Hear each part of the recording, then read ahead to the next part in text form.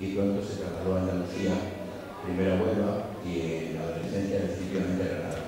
Empieza a escribir con 16 años, tiene escrito varios libros de poesía, relatos y novelas, y esta es la primera novela que publica.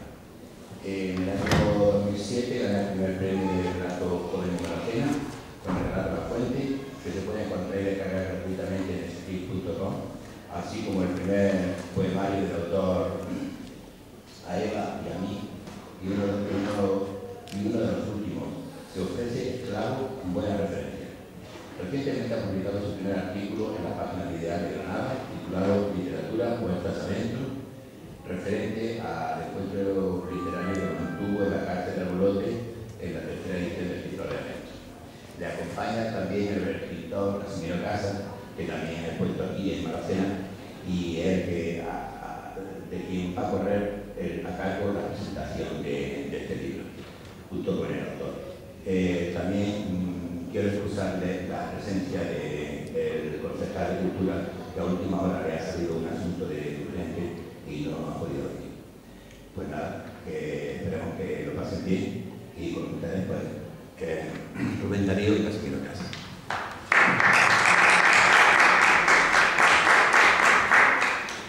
¿Me oye bien? ¿Me oye bien, no?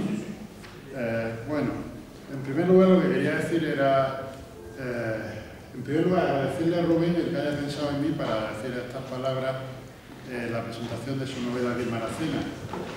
Y luego, en segundo lugar, también pedirle disculpas por tener que apoyarme en unos folios que no es lo que yo preferiría, pero que dado que soy una persona que no está muy acostumbrada a hablar en público, pues prefiero apoyarme en ellos para que las ideas se pongan con un poco más de claridad. Entonces, puede parecer paradójico, pero yo que amo las imágenes, que construyo imágenes, que utilizo imágenes como forma de creación, quiero en estas pocas palabras hacer un alegato a favor de la literatura y en contra de las imágenes. ¿Y esto cómo puede ser? ¿Soy acaso un traidor a mi disciplina, a la pintura? Las palabras tienen entre sus mayores defectos el no tener una completa exactitud en su significado, que es frecuentemente ambiguo. En bastantes ocasiones, la misma palabra puede tener distintos significados, lo que los lingüistas llaman polisemia, o significar cosas distintas en diferentes contextos. Pero esta carencia que tienen las palabras es al mismo tiempo su mayor virtud. Por esa ambigüedad, por las rendijas de esa inexactitud, se cuela la imaginación y las hace más humanas y más libres. Si yo hablo de una casa, cada uno de ustedes probablemente imagine una casa diferente y quien escuche podrá aportar algo suyo en esa comunicación. Sin esta característica del lenguaje, no podría existir la poesía ni la literatura en general. Las imágenes, en cambio, son traicioneras. Cuando hablo de imágenes, no me refiero a una buena fotografía, a una pintura, a este tipo de cosas que se contemplan de una manera reflexiva. Me refiero sobre todo a las imágenes que consumimos diariamente, escupidas por la televisión, por internet o por otros medios visuales. Las imágenes se lo tienen creído, podríamos decir. Aparecen ante nosotros con arrogancia y nos hacen creer que todo lo que nos muestran es verdadero. Las nuevas generaciones ya tienen muy claro que las imágenes pueden ser tan falsas como las palabras. Sin embargo, siguen funcionando con esa presunción de veracidad que las hace una eficaz herramienta de manipulación. Al mismo tiempo, ese procedimiento de las imágenes contribuye a un empobrecimiento del lenguaje, lo que nos hace incapaces de razonar correctamente y de pensar la realidad de manera adecuada. Pero existe otra diferencia. Si bien de pequeños en el colegio nos enseñaron a leer las palabras, no nos enseñaron a leer las imágenes, a descifrar su contenido y su intención, por lo que llegan a nosotros muchas veces atropellándonos y haciendo una eficaz llave de judo a nuestro sentido crítico. Las palabras nos dejan un espacio a la reflexión y al cuestionamiento.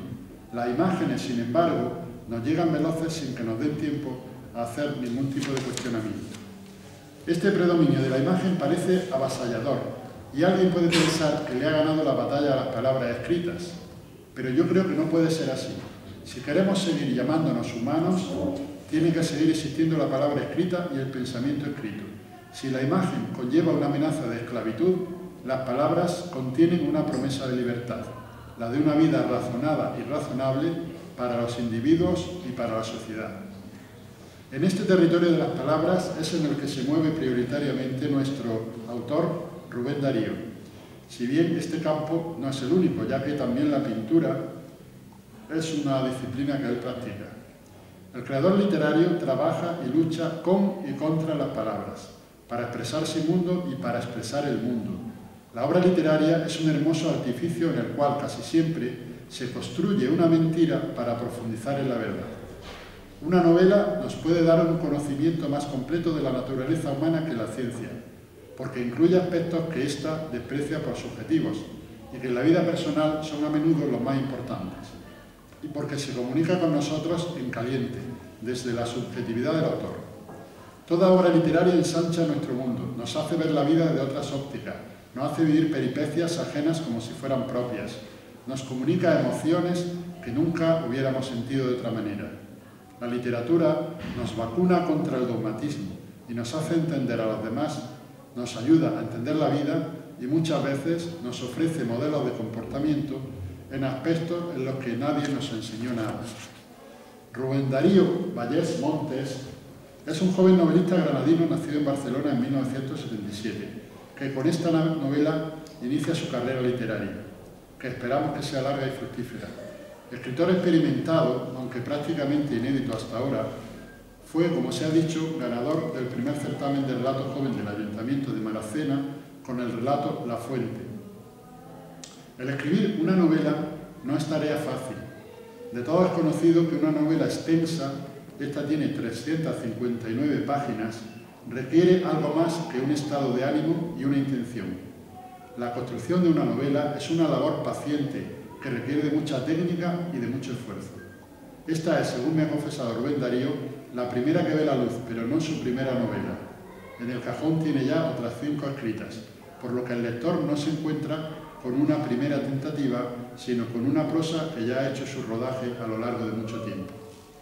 Viaje a Menorca, la novela de Rubén Darío Vallès Montes que estamos presentando, es como todas un intento de comunicación de su mundo y de su visión del mundo. La novela cuenta la historia de un joven, Iván, que viaja a la isla de Menorca para trabajar, alojándose en la casa de un amigo. Comienza con la partida del protagonista desde Granada para realizar un viaje que es una huida y una búsqueda personal. En la primera página del libro escribe: «Esta mañana mi padre me llevó al aeropuerto. Meses antes, en una conversación en casa de mi abuelo, me había dicho de una forma nada sutil que me fuera bien lejos, que dejara a todos en paz, que él me pagaba el viaje a donde yo quisiera, pero que me fuera bien lejos». Gratas palabras de un padre a su hijo, pero él siempre fue así de sincero. ¿Qué le vamos a hacer? Así que no le importó verme partir, ni mucho menos se le cayeron las lágrimas. Esa huida es a la vez una búsqueda. La búsqueda de un sitio en el mundo, la búsqueda de un porvenir laboral, la búsqueda de una adultez que no ha podido conquistar del todo, la búsqueda de una independencia que no tiene. El viaje a Menorca nos desgrana los pensamientos y emociones de este muchacho que se lanza, como en una odisea personal, a conquistar el futuro, aun sabiendo que el futuro le escupe a la cara. Su intento de integración social no es muy diferente del de millones de jóvenes en España, una generación ninguneada por sus mayores, la de aquellos a quienes no se da un lugar bajo el sol, a la que se le ha exigido mucho y no se le ha ofrecido nada, pero que, aun así, lucha e intenta abrirse camino como puede. Unos jóvenes explotados gracias a esos contratos basura a los que se les hace imposible construir una existencia sobre los mimbres de falta de trabajo, vivienda a precios inalcanzables y condiciones de trabajo más que abusivas. La novela de Rubén Darío habla de la crisis, aun estando escrita antes de esta gran estafa que llamamos la crisis de 2008. El mundo que Iván tiene enfrente es ese mundo que se derrumba estrepitosamente y que a él, como a otros muchos, les está echando encima sus cascotes. Esa sociedad que le ha tocado vivir, esa sociedad terriblemente injusta que le asfixia. En las páginas de la novela, Iván, y creo que en muchos casos Rubén a través del personaje, nos traslada con un lenguaje sin remilgos cuál es su opinión sobre muchas de las cosas que le preocupan o le asaltan. Indicativo de esta clase de sociedad es el contrapunto de que coincida en la isla con los príncipes y su comitiva. Ese mundo es al que se enfrenta la juventud actual. Por ello, la novela de Rubén Darío es actual en el sentido de que, tal vez sin quererlo, retrata perfectamente la España madrastra de sus hijos, percibida como un entorno agobiante y sin tregua. El paro, la corrupción, la usura, la jornada interminable en la hostelería por un mísero sueldo, la importancia de la apariencia, la droga, la psiquiatría como apaciguadora de rebeldes y como negocio, la familia como cárcel y como refugio. Pero la lucha de Iván no es solo contra ese mundo, que se refleja en la novela a través de sus pensamientos y sus percepciones, y mediante una ácida crítica social formulada con el lenguaje de la calle. Su lucha es también una lucha por encontrarse a sí mismo, por firmar una tregua no solo con el agobiante mundo de los demás, sino también consigo mismo. Apoyándonos en el poeta Antonio Machado, podríamos decir que Iván vive en guerra con el mundo y en guerra también con sus entrañas. Su pasado le persigue en forma de tratamiento con pastillas de sus problemas psicológicos. ¿Quién sabe hasta qué punto, consecuencia de ese mundo agobiante que le hace materializar esa amenaza omnipresente en intimidantes personajes e inconcretas acechanzas? A través de la prosa ágil y torrencial de Rubén Darío conocemos el mundo de Iván, todas sus emociones, sus dudas, sus hartazgos, sus intentos por salir victorioso de los embates que este mundo hostil le proporciona. Iván está solo consigo mismo y contra sí mismo, también contra un mundo que percibe como una constante amenaza. Solo tiene un amigo que le ayuda pero que no acaba de entenderle, y a nadie que comparta su vida desde su propia intimidad. Es una pieza suelta que no encaja en el puzzle y camina constantemente al borde del precipicio. Por supuesto que dejo que los lectores descubran por sí mismos la conclusión de la historia recorriendo las páginas de esta interesante novela, en la que se disfruta y se sufre con la peripecia vital de Iván, a la vez que se reflexiona sobre un entorno con el que el lector, sobre todo el lector joven, puede perfectamente identificarse. Le deseo a Rubén Darío, a lo largo de la carrera como novelista que inicia con este viaje a Menorca y en su vida personal, todo lo mejor, y que, como dijo el poeta Cavafis, cuando partas hacia Ítaca, pide que tu camino sea largo y rico en aventuras y conocimiento. Ya no me queda más que darles las gracias a ustedes por su atención y dar la palabra al autor de la novela, a Rubén Darío Valles.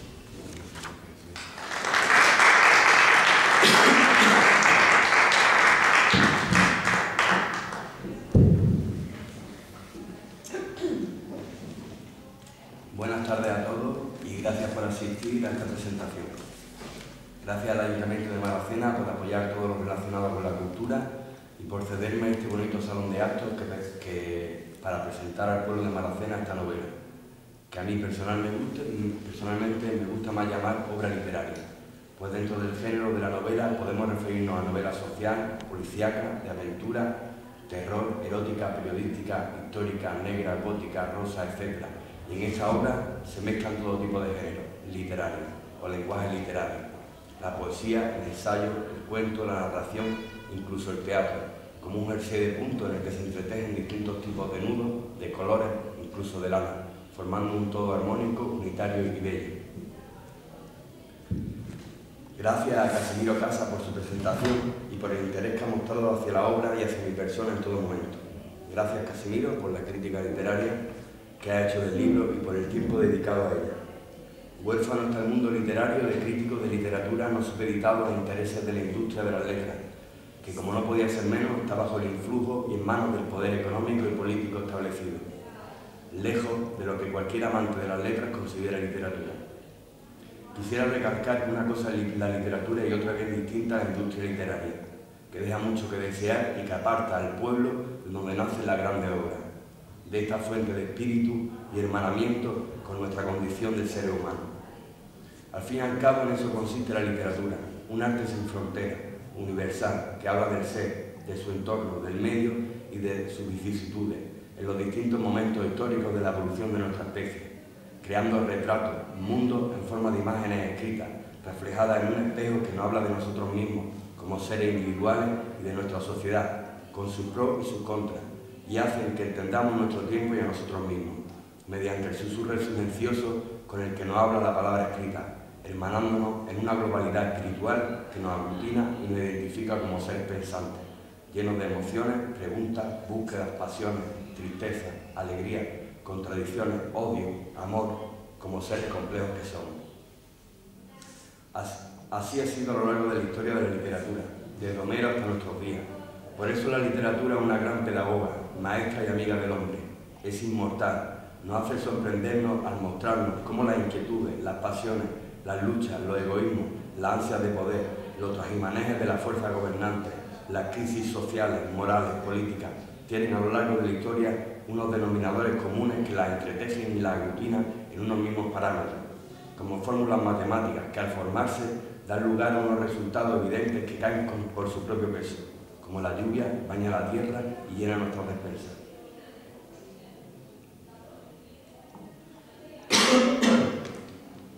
Esto es literatura, la gran literatura, una mano invisible que exprime la vida, la estruja y le saca el alma y el jugo, sirviéndonosla humildemente para que reconfortemos esa parte vital de nosotros que no se alimenta con los frutos de la tierra y que, como el aire, no es imprescindible para mantenernos vivos.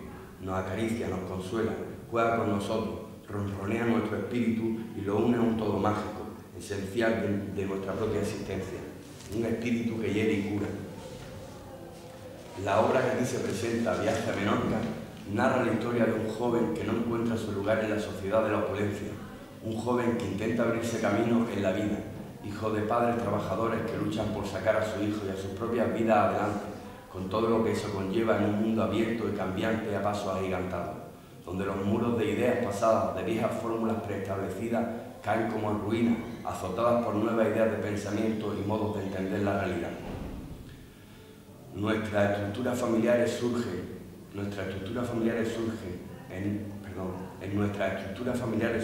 dilemas y enfrentamientos lógicos generacionales que entran en acción. Una nueva generación de jóvenes alza la voz, buscan su espacio, su lugar en la sociedad. Una sociedad altamente jerarquizada y establecida con parámetros no demasiado claros, inmersa en asuntos turbios de todo tipo, que el protagonista de la historia intuye, analiza, razona. No comprende el porqué de un juego donde parece ser todas las cartas están marcadas. Se pregunta sobre el porqué de la aparente normalidad que encuentra a su alrededor. Parece que nadie quiere darse cuenta de lo que pasa. Parece que todos están de acuerdo y participan de este baile de máscaras donde todo es falso y reina a su ancha la mentira, fomentada y ejercida en sus altas copas por los poderes reinantes, que desde sus cumbres intocables invitan al pueblo a sumarse al festín de la indecencia, el despilfarro y la degradación moral, granjeándose aplausos del pueblo que, lejos de mostrar indignación, entran al trapo e invisten como mansos al capote de las migajas que ellos van soltando, mientras se espera que un día, a ser posible lejano, el juego del ilusionismo se deshaga como un castillo de arena. En este dilema se encuentra nuestro personaje central de Viaje a Menorca, envuelto en un mundo incomprensible, donde todo resulta ser una estúpida comedia delirante, granjeándose el desdén de aquellos que le rodean y no comprenden por qué no se une a tan espléndido festín. Una sociedad incubada en un sistema virtual, donde el tener, el poseer, es lo primordial. La apariencia, credo, la ostentación, fe, con unos mandamientos obscenos, llenos de opulencia, despilfarradores hasta el extremo, destructores de su hábitat, al que no se respeta en grado sumo, y acomoditicia en el miedo de perder y conservar lo poseído. Soberbia y estupidez de una sociedad que nuestro personaje rechaza y que lo aísla en un sistema que no acepta negativas ni puntos de vista políticamente incorrectos, que lo lleva a nuestras radios de la exclusión social. Una sociedad que se niega al cambio, que rechaza mirar atrás, incluso a girar la cabeza para no ver la podredumbre que avanza sin tregua. Una sociedad consumista hasta el extremo de lo indecente, que solo sabe mirar su ombligo, donde el nunca suficiente es la filosofía imperante y la avaricia venda los ojos y tapona los oídos. Una sociedad que se deja engañar con reflejos de un mundo feliz que no existe más allá de un préstamo bancario que te hace vivir de prestado, ofreciéndote una cierta comodidad y antepone tu libertad a una cadena de obligaciones monetarias que estrechan tu capacidad de discernir. Conflictos de una democracia treintañera, construida rápido y corriendo sobre unos pilares poco estables, como las malas construcciones, llenas de imperfectos, supeditadas a las prisas, al instante, a intereses ocultos, a poderes fácticos ajenos a fronteras de estados y naciones, guiados por un único interés, el económico, o lo que es igual, el poder en mayúscula. Nuestro antihéroe, que eso es el personaje de esta historia, un antihéroe, pues no se trata de un tipo guapo, adinerado, lo que llamamos un ganador, un triunfador, con un futuro prometedor que venga a salvar nada y se lleva a la chica guapa. Es un tipo normal, un tipo corriente, con sus peculiaridades, un tipo que a pesar de las zancadillas que se va encontrando, intenta levantarse todas las mañanas y luchar por la vida. Así el lector se encontrará a través de sus páginas y a medida que avanza la novela con situaciones conocidas, a veces cómicas e hilarantes, absurdas como momentos de la vida, trágicas, desesperantes o ilusionantes y cargadas de momentos, de anhelos y dosis de romanticismo. Nuestro protagonista es hijo de su tiempo, un tiempo rápido como el speed, amplio como el espacio terrestre, donde las fronteras se diluyen en una globalidad, por un lado prometedora y humanista, por el otro conflictiva y aglutinadora. Un tiempo conectado por fibra óptica y banda ancha, que une los confines del planeta en una red de satélites robotizados y a la misma vez aísla a los seres que pierden los referentes de sus pueblos, sus raíces, sus tradiciones, su cultura, diluida como el azucarillo de un café en un caldo caliente que se llama globalidad. Seres desahuciados y desubicados en un mundo global inmerso en una nueva metamorfosis. Criado en una España convulsa, con una recién estrenada libertad, el protagonista es un punto de unión entre el pasado dictatorial y la nueva etapa democrática, abierta al exterior, a las nuevas corrientes, al mundo, ansiosa por absorber lo nuevo, lo prohibido, lo vetado tanto tiempo, deseosa de expurgarse un tiempo de dictámenes, de moralina, de reglas preestablecidas, una España deseosa de libertad. Libertad, una de las más hermosas palabras del vocabulario humano, meta buscada por el hombre desde los tiempos más remotos, y gracias a ella, a su búsqueda, hemos llegado hasta aquí. Libertad de pensamiento, de saber, de decidir, de elegir, de valorar, palabras y conceptos grandiosos que lleva consigo implícito otras palabras hermanas, conocimiento, educación, cultura, valentía, compromiso, amor, ética, moral, humanismo, libertad, concepto tan hermoso y cargado de responsabilidad que muchos no están dispuestos a asumir y prefieren leyes que las proscriban y pongan cotos parcelados donde se marquen los márgenes que cada cual debe tener de ella, por miedo a la responsabilidad de la libertad propia y la ajena, que no tiene mayor instructor que el conocimiento. Un mundo con un recién estrenado nuevo siglo, en la era de la revolución cibernética, científica y tecnológica, pasos gigantes en los modos de vida, en las formas de entender y valorar el medio, tiempo donde lo pequeño se hace grande, donde menos es más, donde se busca la comprensión del absoluto a través de la partícula más pequeña, apenas inexistente, donde la nanotecnología se impone a la grande industria de producción en cadena, que dieron lugar a la revolución industrial y un nuevo salto en la vida de la especie humana. Igual que ahora, este tiempo, impaz de reflexión, de mirada al pasado, de enfrentarse a un espejo y atravesarlo para llegar a un mundo nuevo, un nuevo concepto, manteniendo los valores alcanzados de libertad, igualdad y fraternidad que muchos quieren eliminar a favor de un mundo robotizado y frío como un corazón sin sangre. En este contexto se desarrolla Viaje a Menorca. Todo prometía facilidades, progreso, claridad, un futuro a la carta, pero era todo tan bonito como lo pintaban para una generación educada a grandes rasgos por un televisor, una generación que ha gozado del estado de bienestar, que ha tenido a su alcance los medios para estudiar, la generación más preparada de la historia. Iván, el personaje central de la novela, está aquí, justo en este punto exacto de la existencia, en uno de esos momentos decisivos de nuestra vida, en los que tenemos que tomar con determinación un camino a seguir.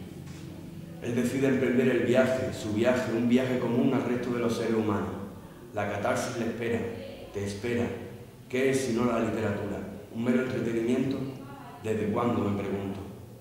Allí se va, a la isla Pitiusa, a su isla del tesoro. Allí lo espera un viejo amigo, un superdotado. Quizá por ello un ser misterioso, reservado, oculto, solo, entre tanto mar, entre tanto bullicio, entre tanta y tanta información arrastrada por las mareas de la ciberciencia. Con su ayuda confía en poder salir adelante, conseguir sus propios propósitos, su parcela de felicidad y armonía, pero allí le espera la mancha negra, teñida de pasado, de miedo, de conflicto, de pensamientos oscuros como las profundidades del mar. Nuestro valiente antihéroe se enfrentará a ellos y buscará coger con garbo y fuerza las riendas de su vida. Muchas gracias a todos.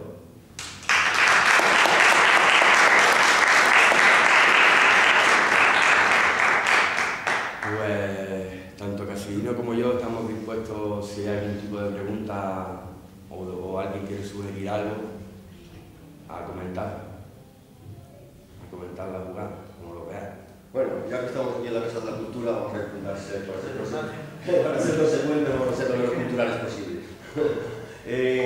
La verdad que, bueno, especialmente eso es lo que tengo que acercarte a la enhorabuena, porque has hecho un discurso muy elaborado y muy atrevido y muy poético, es decir, que surge desde abajo por tanto verdadero. Así que nada más que decir en cuanto a eso. Lo que sí quería comentar es una cosa que dijo el anterior Casimiro, vale. ¿Qué es la cuestión esta entre la separación entre la imagen y la escritura? Yo creo que no deberíamos tomarnos demasiado en serio esa pretensión de separar una cosa de la otra. Al modo aquel que se dice a algunos de una imagen vale más que 1000 palabras y otras cosas por el estilo, un poco peligroso. Yo creo que en todo caso el ataque es contra imagen y escritura a la vez, esas dos formas de expresión un poco pedantes y cultas, en cuanto a que se quieren convertir en idea, en cuanto que escritura y imagen quieran convertirse en idea, es decir, en algo fijo, en el espacio y en el tiempo como Dios. Otra cosa es la cuestión de la palabra, ese algo que se nos da de forma gratuita, que no pertenece a nadie, en contraposición con la imagen y con la escritura, que siempre es privada. Entonces la palabra sí, porque la palabra crea la realidad. No hay realidad sin que sea nombrada. Para que la realidad sea real, digamos así, para que lo que existe sea real, tiene que ser nombrado por la palabra. Al modo aquel, digamos así, de hazte luz y la luz se hace. Es decir, la luz se hace en cuanto que es nombrada. A eso sí. Pero esa diferencia que tenemos que entre imagen y palabras son, en definitiva, las dos caras de una misma moneda, así lo tenemos que pensar. Bueno, es que incidiendo en lo que he dicho al principio, las palabras siempre son vagas, son inexactas. Entonces, mi discurso también es inexacto. Entonces, lo mismo la palabra que la imagen es un medio de comunicación, ¿no? Es un medio de llegar a los demás, de transmitir ideas, sentimientos, etc., ¿no? Entonces, claro, me propuse hablar de esto porque es un tema que a mí me preocupa, ¿no? Desde el punto de vista que todos sabemos, tenemos ante la palabra escrita, ante un texto, tenemos quizá más sentido crítico, porque estamos más familiarizados quizá con el lenguaje verbal, con las palabras, con lo que hemos escrito, que con las imágenes, en las cuales normalmente las personas normales, y yo me incluyo, no hacemos un análisis tan prevenido, digamos, de esas imágenes que nos llegan. Entonces, claro, cualquier persona puede interpretar o analizar un texto de una manera más básica o menos, pero tiene una cierta capacidad ante ese mensaje que le llega mediante la palabra. Pero cuando ese mensaje llega a través de las imágenes, porque tanto las palabras como las imágenes transmiten